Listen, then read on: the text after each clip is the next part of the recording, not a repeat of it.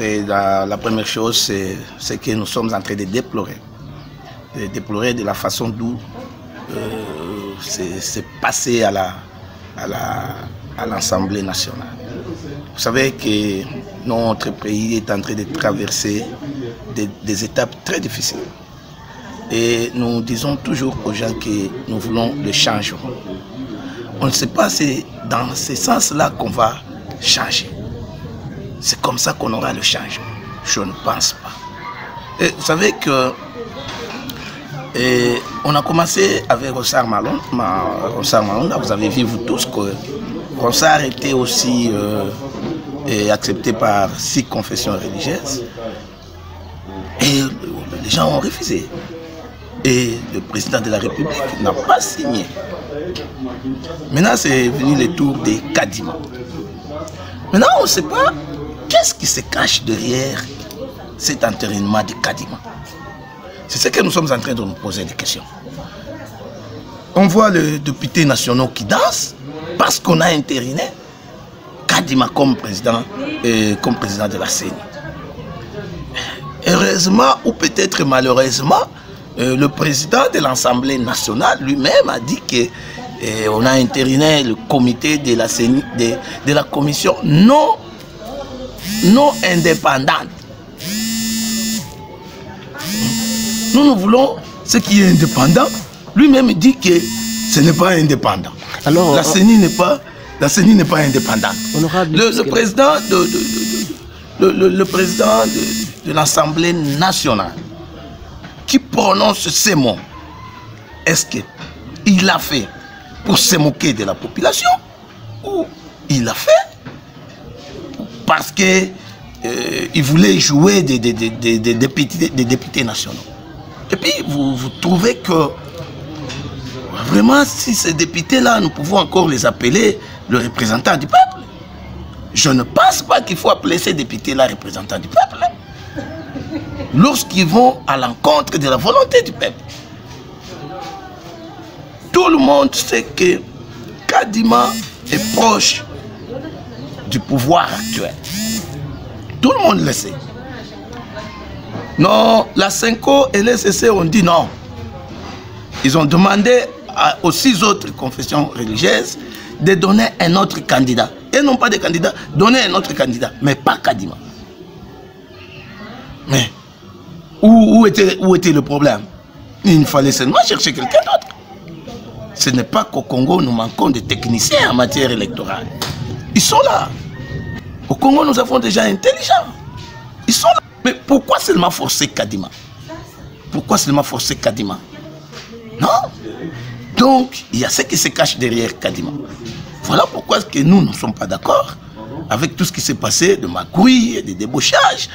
Aujourd'hui, vous suivez chez nous, dans les 2 groupes parlementaires, vous savez ce qui se passe entre le groupe parlementaire G7, MSG7 et AMK alliés.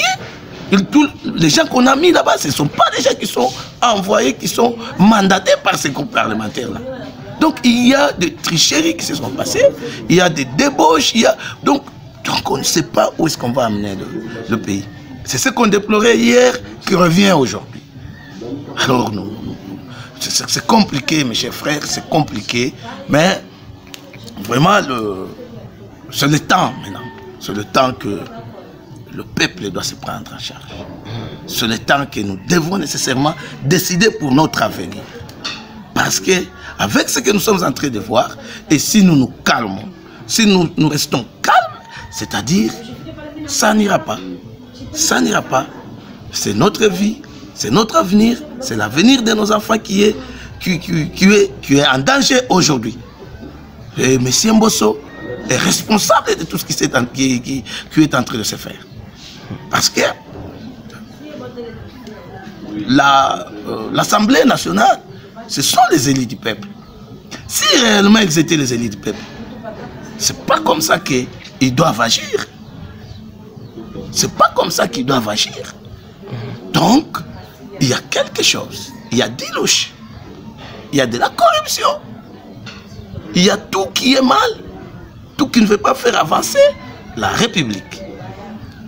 Vous voyez souvent quand on parle, il y a ceux qui disent non, non, mais oui.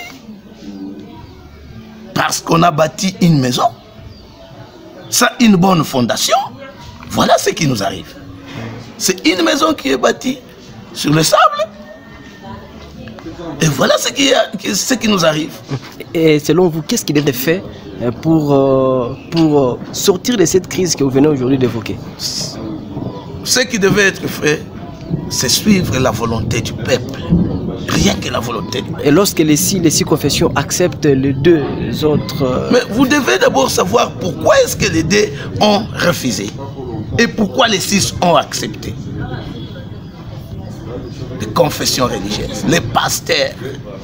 On loge les pasteurs dans des hôtels, on donne l'argent, on les encadre, on arrive même à corrompre certains parmi eux. Et puis, finalement, ils décident de faire n'importe quoi. Ils décident de faire n'importe quoi. Ce qu'il fallait faire, c'est suivre la volonté du peuple. C'est parce que même l'Assemblée nationale, ce n'est pas une assemblée à la volonté du peuple. C'est une assemblée qui n'est pas légitime parce que c'est plein des escrocs, plein de tricheurs, plein de corrupteurs. Voilà que la corruption continue dans cette chambre-là. C'est plein de corrupteurs. Ils savent comment est-ce qu'ils sont passés pour être députés nationaux. Les députés que vous voyez là-bas. Ils savent. Parce qu'ils sont passés par la corruption, ils continuent avec la corruption. Et le peuple ne va pas se retrouver dans ces gens-là. Parce qu'ils ne sont pas les élus du peuple. Si réellement ils étaient les élus du peuple, ils devaient d'abord recourir au peuple. Pour demander la volonté du peuple.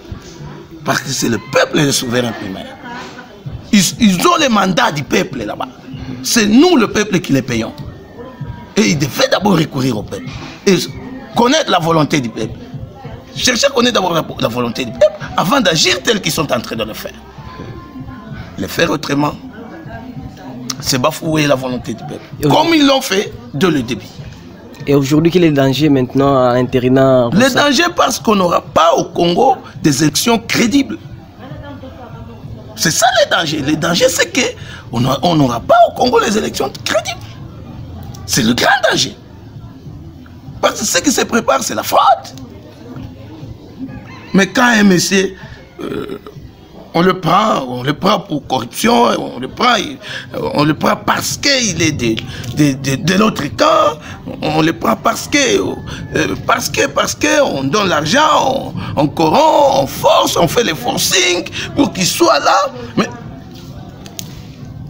il est là pour qui? Pour celui qui l'a mis. Il est là pour celui qui a décidé qu'il soit là. C'est pourquoi nous interpellons aujourd'hui le chef de l'État. On a refusé Malonga. Il était aussi accepté par les 6 confessions religieuses. On l'a refusé. Mais pourquoi pas lui? Parce que nous, peuple, nous refusons. Nous, on n'accepte pas. Il n'y a personne qui accepte. Alors, nous allons demander au chef de l'État, et nous demandons au chef de l'État de ne pas signer cette ordonnance. De ne pas signer cette ordonnance. Il faut qu'il y ait un consensus. Il faut qu'on ait un autre homme intègre, honnête, correct. Tu ne dois pas passer par des corruptions. Tu ne dois pas passer par des corruptions. Voilà ce que nous attendons, voilà ce que nous cherchons. Nous recommandons au président. Si le président ne va pas suivre ce que nous sommes en train de dire, si le président ne va pas se comporter en responsable comme il l'a fait avec Malonda, cette fois-là, nous allons nous prendre en charge. Nous allons voir qu'est-ce que nous allons faire. Et il y a déjà ce que nous sommes en train de préparer pour dire non et pour barrer route à ces corrupteurs et ces complices qui ont fait tout ça. Même il y a certains des députés nationaux qui n'iront pas dans leur base pour le moment. Parce que le peuple s'organise pour leur dire que vous n'êtes plus et vous n'êtes pas nos représentants. Merci, honorable.